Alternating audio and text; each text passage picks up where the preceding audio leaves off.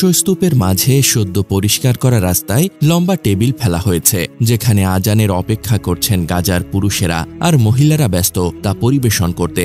কি সুন্দর মনোরম দৃশ্য, যেন দুনিয়ার সব কষ্ট ভুলে গিয়ে সবকিছু মহান আল্লাহর হাতে সঁপে দিয়ে তারা ইবাদতে মগ্ন। তাদের নেই কোনো বাসস্থান, নেই কোনো নিশ্চিত ভবিষ্যৎ, কিন্তু তাদের ঈমান এতটুকুও টলানো যায়নি। তাদের হাসি মুখে খেজুর ভাগ করে নেওয়ার দৃশ্য বলে দেয় তারা পরাজিত হয়নি, তারা বেঁচে আছে, তারা লড়ছে। বিশ্বের অনেক জায়গায় যখন রোজার প্রথম দিনটি উৎসবের আবহে কাটছে, তখন গাজায় সেটি এসেছে শোক আর অনিশ্চয়তা নিয়ে। ইসরায়েলের অবরোধের কারণে খাবার সংকট ভয়াবহ রূপ নিয়েছে।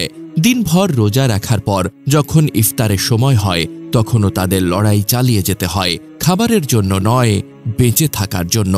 কেউ কেউ শুকনো রুটি, কয়েকটি খেজুর আর এক চুমুক পানিতেই ইফতার সারেন। রান্নার গ্যাস নেই, বিদ্যুৎ নেই, তবুও তারা সেহরি ও ইফতার করতে বসেন আল্লাহর রহমতের ওপর ভরসা রেখে। মোহাম্মদ আল মাসরি, এক গাজাবাসী, কষ্টে ভরা কণ্ঠে বললেন, রমজান তো আনন্দের মাস, কিন্তু আমাদের জন্য এটি বেঁচে থাকার সংগ্রামের আরেকটি অধ্যায়। আমরা আমাদের শিশুদের জন্য দুধ পাচ্ছি না, খাবারের জন্য প্রতিদিন যুদ্ধ করতে হচ্ছে, তবুও আমরা জানি আল্লাহ আমাদের দেখছেন। একজন মা তার শিশুকে কোলে নিয়ে অর্ধেক খেজুর ভাগ করে দিচ্ছেন, নিজে না খেয়েও সন্তানের মুখে খাবার তুলে দিচ্ছেন। এই দৃশ্য কেবল গাজার নয়, এটি প্রতিটি মুসলিমের হৃদয় স্পর্শ করার মতো এক বাস্তবতা। আমরা যেখানে রমজানের ইফতারিতে বাহারি খাবার সাজাই, সেখানে গাজার মানুষ এক টুকরো রুটি ভাগ করে খেয়েও আল্লাহর শুকরিয়া আদায় করেন।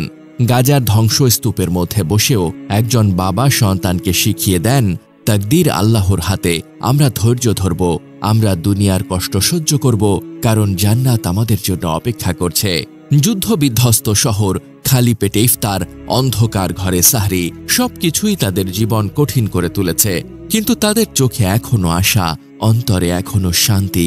তারা জানে এই দুনিয়ার যুদ্ধ একদিন শেষ হবে, কিন্তু আল্লাহর রহমত চিরন্তন। গাজার রমজান আমাদের শেখায় ত্যাগ কাকে বলে, কিভাবে কষ্টের মাঝেও ধৈর্য ধরতে হয়, কিভাবে ঈমানকে দৃঢ় রাখতে হয়। এই মানুষগুলোর কষ্ট আমাদের মনে করিয়ে দেয় আমরা কত সৌভাগ্যবান, অথচ কত অল্পতে অসন্তুষ্ট হয়ে যাই। আজ যদি আমরা গাজার মানুষদের এই দৃঢ় বিশ্বাস থেকে কিছু শিখতে পারি, তবে হয়তো আমরাও সত্যিকারের মুসলিম হতে পারব। গাজা পুড়ছে, কিন্তু তাদের ঈমান অক্ষত আছে।